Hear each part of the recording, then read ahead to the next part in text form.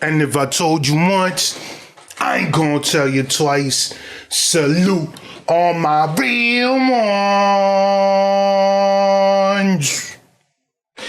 Yeah, look, bro. You got Yo Gotti versus Gucci Mane beef. It's crazy because I didn't even know that there was smoke between them. So it's funny because I hear a lot of people on the internet say this, and I truly believe it. I can honestly say that I'm aware of. I don't got smoke with nobody. I'm gonna keep it that way. I especially don't want to have no wreck, no static, no smoke with nobody that's my complexion. I don't want no problems with nobody that's either black, Latin, whatever. You know what I'm saying? I'm not beefing with no black or Latin man at all. You know what I'm saying? And part of me is like, damn, rap tends to do that to people. People get in each other's ears. Mind you, I don't even know why there is smoke or if there is. So, matter of fact, before I even start commenting and I'm just spewing shit at the mouth without really knowing, let's get to the video. Like button, subscribe button, notification bell, press those. Let's go. Gucci. I promise you, my blood pressure is good.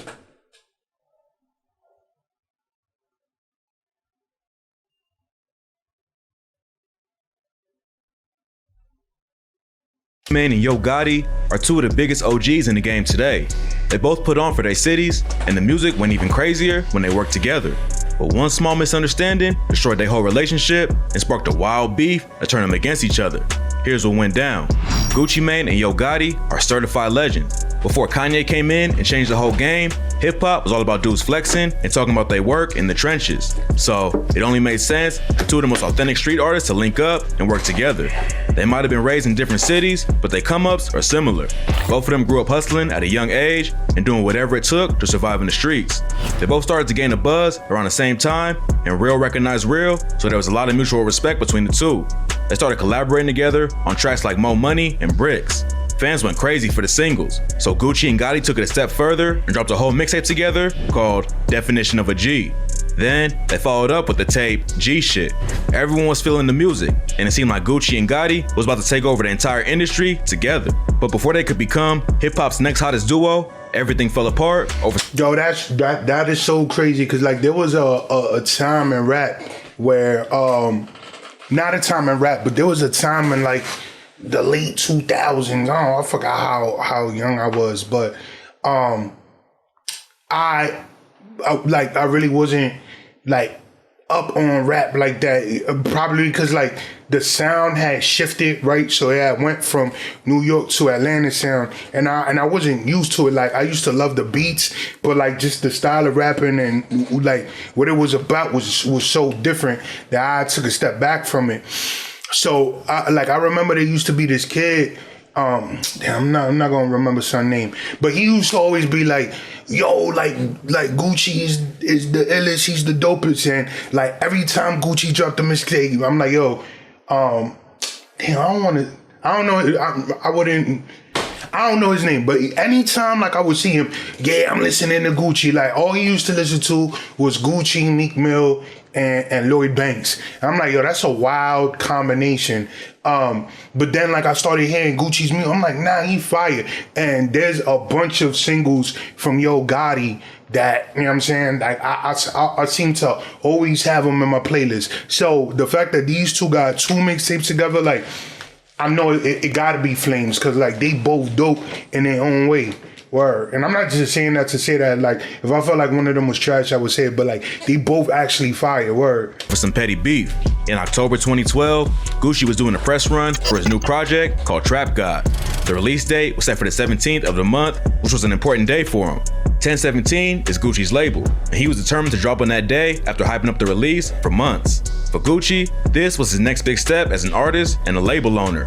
But then news broke that Yo Gotti was dropping on the same day. According to Gotti, he didn't know Gucci was dropping his project on the 17th, but he was hyped when he found out. He said in the interview, he's supposed to be my homeboy. I hit his phone immediately because I'm thinking, man, we about to shut it down. In Gotti's mind, him and Gucci dropping on the same day was a win-win situation. Everyone knew they was tight, and he thought the extra publicity would just help them both. But Gucci wasn't feeling the same way.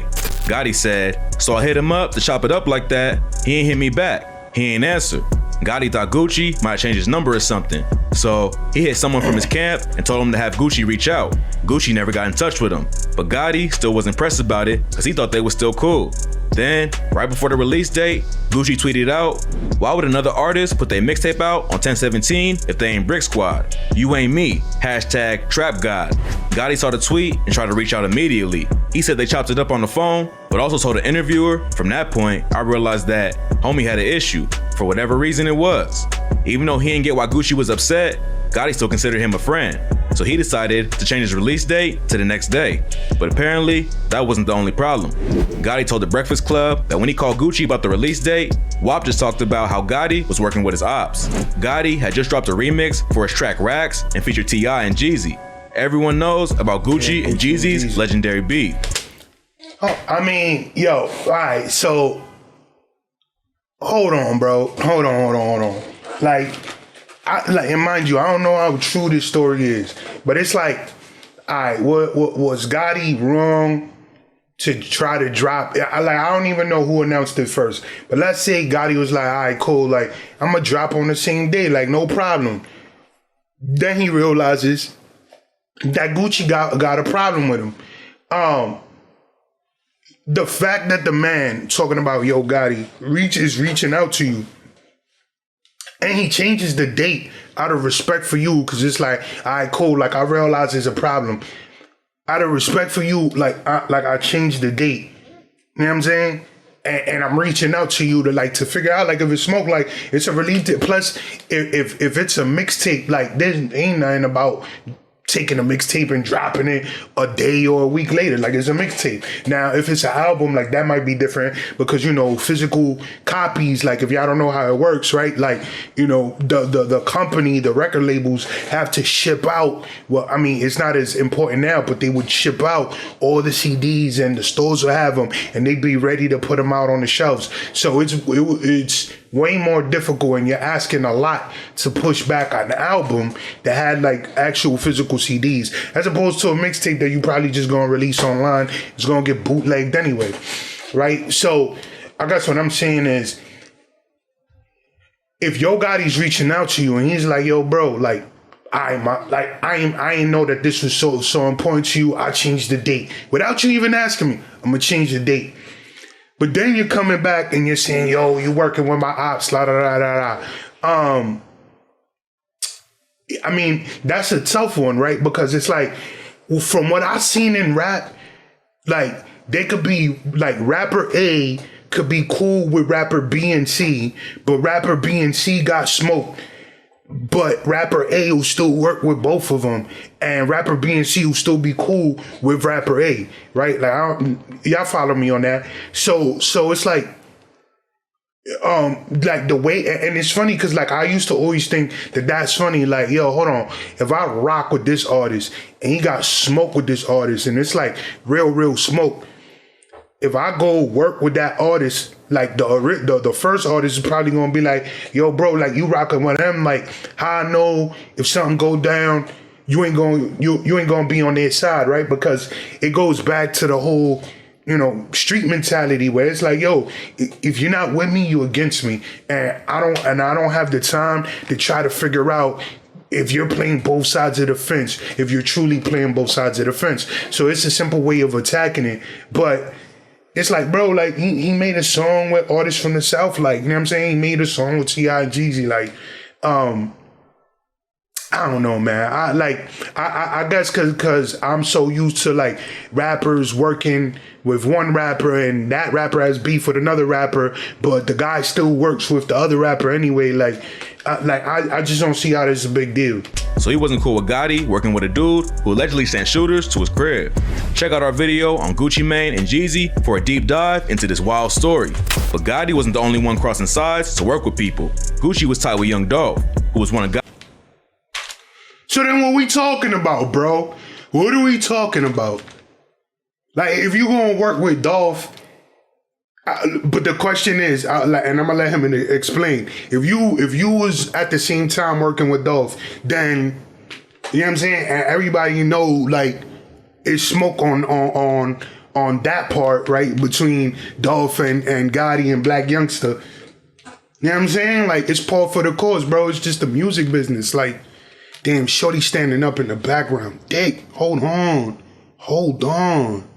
She need to come closer. Gotti's biggest ops before he was tragically killed in 2021.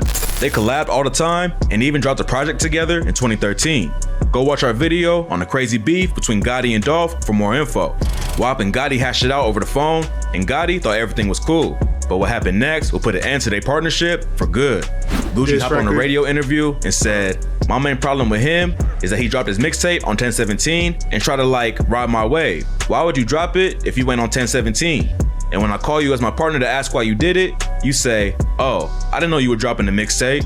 So WAP obviously wasn't buying the story that Gotti ain't know about the release date beforehand. He'd been promoting the tape for months and thought there was no way Gotti ain't know about it. In his opinion, Gotti was trying to get some shine off his music.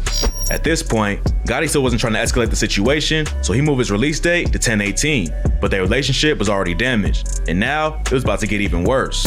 Next, Gucci dropped the track off of a release date, bro. Like, I understand that you know what I'm saying, your squad's called 1017, but like I don't know. It's like, bro, like, the man apologized to you. The man is willing to change the date. Like, all right, cool. Like, you know what I'm saying? Like, and once again, like, we don't know these fellas' relationship, but like me,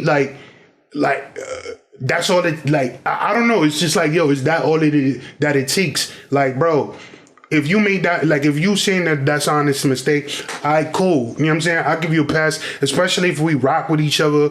We've been making all this music together. I'm gonna let it slide. Be like, all right, cool. It's a mistake. Now, if he does it again in the future, then, you know what I'm saying, and it becomes a pattern, then you know, like, all right, low key, he a hater. Like, you know what I'm saying? But if it only happened once and he's willing to change the date, like, what's the big deal, bro? Like, I don't know. I guess me, because it's like, yo, like, I tend to try to take people at their word, you know what I'm saying? Also, it's like, I'm not just trying to turn anything into smoke automatically. I tend to give people the benefit of the doubt, right? And I've never been in Gucci's position, so, you know what I'm saying? Like, you know, he's privy to you know what I'm saying, information that I'm not, but it's just like, if that's all that it is, I feel like, bro, just let it go. Like, you know what I'm saying?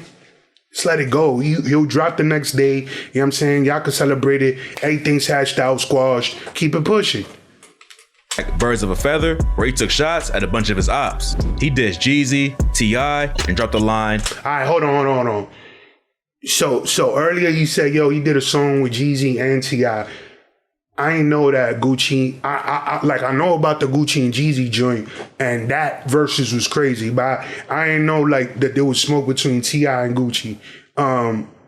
But still, I don't know. I guess I used to f with Gotti till he turned into a buster. Gotti was asked if he was gonna drop a song in response, but he said, "I'm more disappointed in him than anything because I looked at him different. What I perceived in him is not what he's playing out. I thought you was a straight up, stand up guy, street type dude, and street dudes don't handle business like that." Gotti said even the dudes in Gucci's camp ain't understand why he was dissing him on the record. At first, it seemed like Gotti was gonna let everything slide and just move on. But then he responded with a diss track called Have Mercy and put an end to their friendship for good.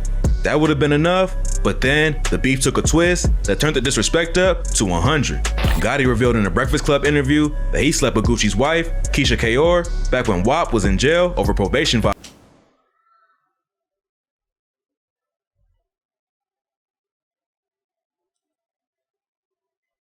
Oh, nah, it's smoke.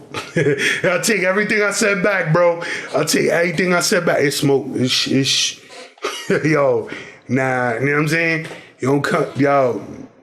Yeah, it's at that, yeah, yo.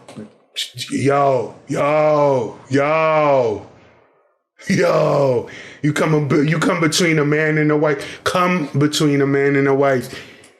Yo. Violation. Gucci and Keisha wasn't married at the time, but they already had history. According to Gotti, he ain't know Gucci was serious about her and said, "I ain't know you in love and all that. You know how the game go." I ain't know, like, you know, like you in love and all that. Yeah, I got you. Come on, man. You know how the gang go. Around this time, Gucci's lean addiction was getting worse every day, and he started acting out. He went off on Twitter and sent shots at everyone. Yo Gotti, Jeezy, and T.I. all got dissed. Even Drake and Nicki Minaj. Gucci was starting to spiral out of control. On September 13th, 2013, he was kicking it with a friend when he started to act erratically. So his boy called the police. When the cops showed up, Gucci started yelling and threatening them. Wait. His boy called the cops? That's not his boy, bro. Like, you know what I'm saying? The one thing you don't do, especially if you cool with Jeezy, not Jeezy, especially if you cool with Gucci, you're not calling the cops, bro. Like it's, come on, bro. Like, you know the type of person that you around, you know the game that you in, you know the industry you in. Can't call the cops, bro. It doesn't matter how erratic he's acting. Now, if that person is a civilian, I don't know, but you know what I'm saying, there's a lot of people that rap in the industry that don't co-sign, because there's a lot of people that are saying like, yo, if you a civilian, then you have all the right to call the cops. But there's a bunch of like gangsters that'll be like, bro, don't believe that shit. Like, a snitch is a snitch is a snitch. It don't matter if you a thug or if you the postman. Like, you cannot call the cops. So that's crazy. They booked him and also found weed and a gun on him.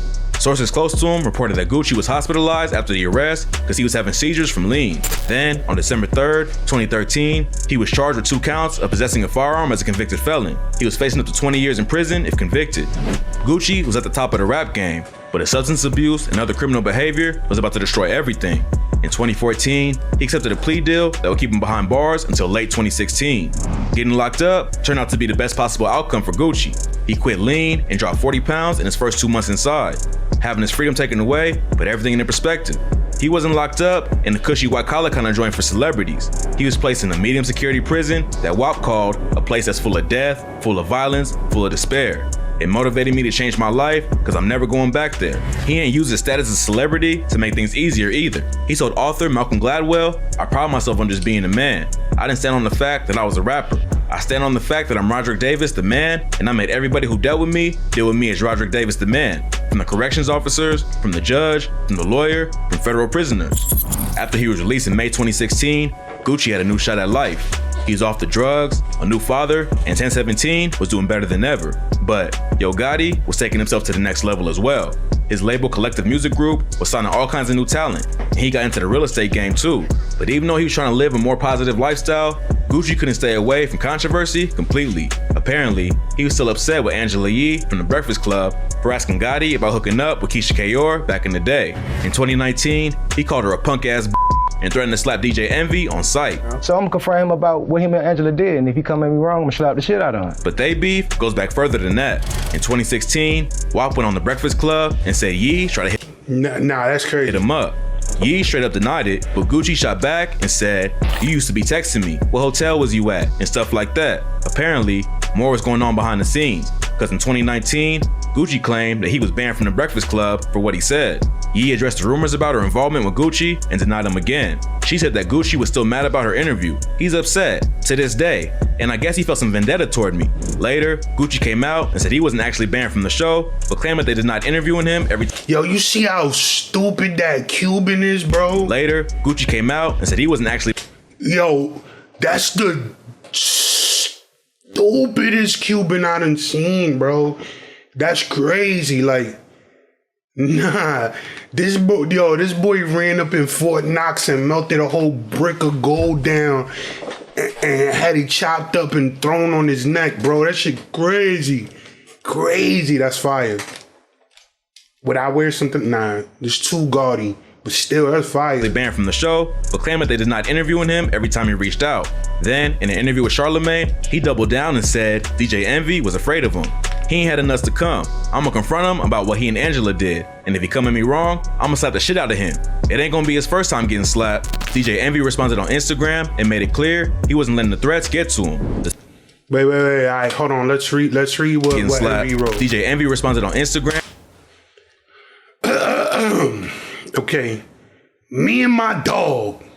Well, see, the guard gave me a heads up when this interview was done and I told him play it. This isn't the first time I've been threatened by an artist, and probably won't be the last time. I've never been slapped or snuffed or jumped before, so not sure where that came from. Hold on, so you never fought nobody? Like, you never? Come on, bro. But funny, by all means, at LaFlair 1017 was never banned from the Breakfast Club. When asked, would I do an interview without Yee? My reply was, I will not do an interview without Yee. Wait, I will not do anything unless you clear it with my coworker. We call that riding for your team where I'm from, and he's upset because my coworker defended herself. Never in a million years will I tell my co-hosts. So they got upgraded from co-hosts to co-workers to say or what not to say. We share the platform. When Gucci did that post about Yee, she defended herself on the Breakfast Club, and he's mad because I let her do it. I have never ran from a conversation in my life. Yo, that's so crazy. Like, yo, the internet, bro. I have never ran from a conversation. He ain't said confrontation, conversation. And honestly, like, you don't want a confrontation with Gucci anyway. My kids are good. My wife is great. And my dog is excellent. Anyway, I heard some lies and wanted to address it. Back to enjoying Paris. And made it clear he wasn't letting the threats get to him. The situation has cooled off over the last couple of years, but it don't look like Gucci will be back on the show anytime soon.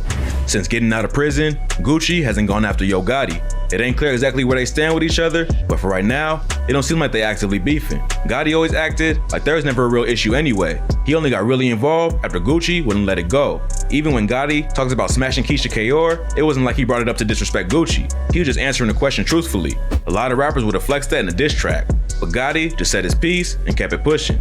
Now that the situation has settled down, maybe these two will link up and drop new music. If Gucci can squash his beef with Jeezy, who allegedly tried to get him killed, he should definitely be able to forgive Gotti for releasing a mixtape on the same day as him.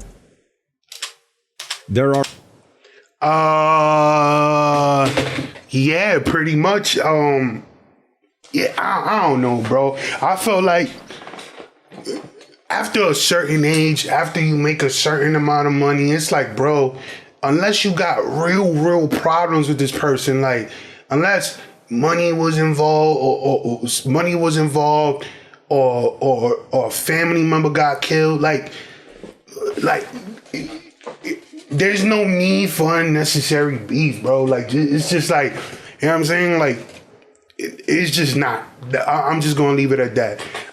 So hopefully, like he said, they able to work together. Even if they don't work together, I know a lot of their artists are cool. Cause isn't ESTG with Yo Gotti, and then Pooh Shiesty was with Gucci, right? Like, and you know, like a lot of those Memphis artists, like if they not signed to one, they signed to the other, and they, like, you know, a lot of them are cool with each other. Like, so I don't know, man. I feel like, bro, especially if like I said, if money isn't involved or somebody's family member didn't get killed, come on, bro. Like, you could squash that. You know what I'm saying? You could squash that, but it is what it is, bro. But yo, let me know what y'all thought of the video. Leave a comment in the comment section.